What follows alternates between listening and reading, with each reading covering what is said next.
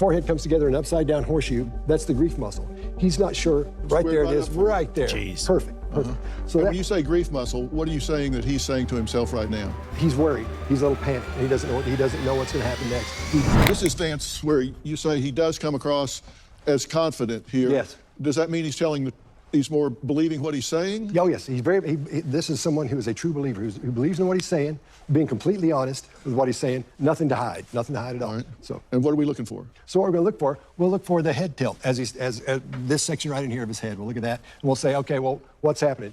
As he's talking, it looks like he's listening. When we listen, our head tilts a little bit and that right ear comes forward a little bit. When he's looking at Walz, what we're seeing here, we're seeing this begins panic almost, because he doesn't know what to say. See how he backs up there? Look at He's that. thinking, I mean, from a body language standpoint, he just collapses, bro. He's kind of like, just kind of starts And there's fidgeting. multiple memes going around of like this is when Tim Walz decided he was voting for JD Vance and Trump. they were both very charitable with each other. I will say that. That's good. They which is probably, honestly, if we're gonna be charitable, it's probably why Walz had that very agreeable tone, is because he's probably kind of just an agreeable dude. He's a nice guy. That was like, he's still very likable. yeah, exactly. And he's probably agreeable and was like, oh, I like that you're saying something, without thinking that like this is supposed to be my worst enemy right now, and everything they say is supposed to be bad. Unfortunately, from like a WWE politics worldview. Yes. Yeah, and that's what this is ultimately. This is WWE. Yeah. All this is WWE. It really is. But JD Vance looked presidential. Like, I think JD Vance looks the part. He commands that room. He speaks the way that you would expect the president to speak. Is this the first time that you're like, oh, I kind of see it? I kind of get it now. Yeah. Because at first I didn't get it. I'm like, why is he talking about creating stories? Why is he, right? Like, what are we talking about, you know? And this was like, oh, like, even the way he spoke on the issue that, you know, if we're going to be honest, like from a popularity standpoint, like the unborn, and his specific position on unborn is the least popular position right now. And even in the way he spoke about that, it was good. There was a moment where Walz opens up about his 17-year-old witnessing, you know, public School. right? Not a school, Just but at a public place. And he turns to him and he goes, "Man, like, I'm so sorry he went through that." And it's like this real human moment. Tim Walz was talking about his 17-year-old. And JD Vance turns to him and has this really human moment. Gotcha. So let's play some of this more body language stuff, and we'll see if we can play some other highlights. Go ahead. Grief muscle, right in that area there. That's a horseshoe style. When your forehead comes together in an upside down horseshoe, that's the grief muscle. He's not sure. Right there it is, right there. Jeez. Perfect. So when you say grief muscle, what are you saying that he's saying to himself right now? he's worried. He's a little panicked, and he doesn't know what's going to happen next. He's got the idea of what he wants to say, but he doesn't know exactly what he's going to say. Okay. He has the concept. All right. He's doesn't have it down yet. Okay. So and That's reasonable. You know. He's not a debater. It's okay. Yeah. This is what I'm saying. You can't always be presidential. Those of you guys that are on the left, stop with the cult tactics. Yeah. Your guy can take an L. He took an L. Yeah. When Trump took an L, I came on here and I said, Trump took an L. Yeah. Stop it. Stop. Like don't do it. his blink rate, because you're always fascinated with blink rate. Let's check out Vance's blink rate compared to Walz's blink rate. All right, is this in clip 2? Oh, sure. All right, blink rate, is this where you're looking now? Yes. This is up for him, because as he's thinking, your eyes will blink. But as your stress goes up, people blink anywhere from 15, 20 times a minute. And here we're seeing that's about right for here. But that's about right for his blink rate. And over here, he's not even talking, and we'll see his blink rate skyrocket in just a couple of seconds there. So keep an eye on that. But at the same time, here are the illustrators I've been telling you about. He doesn't do anything unique, and these are all classics that a lot of people do. So he hasn't been out rehearsing which ones to use. He uses the classics, this one, the karate chop, and then the framing stuff. So the karate chop. Fine, and which ones to use. He uses the classics, this one, the karate chop, and then the framing stuff. So everything there is fine, and everything lands on the money. When the words he's emphasizing, those hit on those words, and that's really important. Okay, now we want to see the blink. It's kind of a masterclass. Yeah. Next time I'm talking to Melissa, I was like, look, we need we need in and out, okay?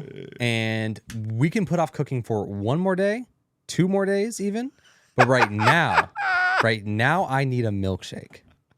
I'm gonna start doing that. She's gonna be like, it's gonna be like, oh, okay, yeah, I guess so. You're very believable. You believe what you're saying. Yeah. Keep going. Look at my palms. I'm trustworthy. Yeah. I'm very trustworthy. Yeah, go ahead. Right here, can we roll this back just a little bit, or is it still to come on this? Okay. All right, here we go.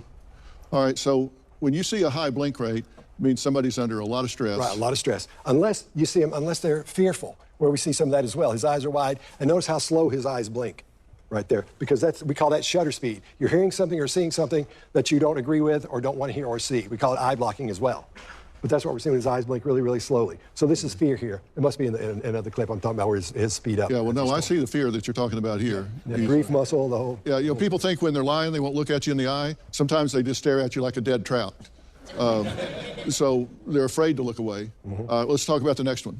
All righty. All right, this is the third one. And this is a clip where Governor Walz, and Scott says he's being deceptive. Yes, at the end, we're going to see as he says this phrase, he says, people are getting what they need. That's the last thing he says. And when he does that, you'll see this left shoulder go up right there. You'll see his left shoulder go up, and you'll see that chin point toward his shoulder. So that's what's going to happen when he does that. There it is, right there. Now, there are no scientific studies that show that means you're being deceptive. There are none. Because when I train law enforcement in the military, I have to tell them from the studies of what I know, so I don't give them some information that might get them killed because Oh, this is the freaking guy training law enforcement. It's like, I have reason to believe you have drugs in the car based off of how you're talking to me. Because you did that. Yeah. It's like, nah, dude. This man is the reason that police escalate. Yeah. Russell Thompson, this is a good comment. He said, disagreement and misinformation aside, this debate gave me hope of candidates moving forward, specifically post-Trump. I agree. That's a good point.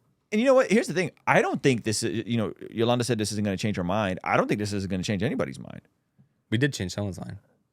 Earlier in the chat, someone was like, thank you for opening my eyes that Kamala is not the best candidate. Oh. And I was like, I hope you're in a swing state. Whoops. No, listen, the objective isn't to change your mind. I'm just giving you my honest thoughts about what's going on.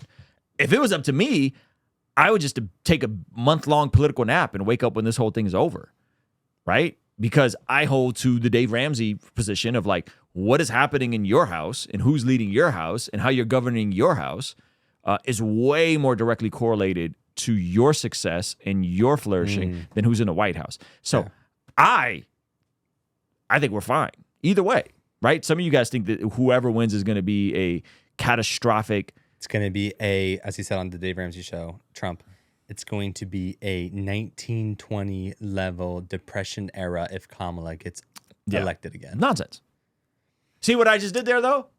I could say when Trump's saying nonsense. You see that?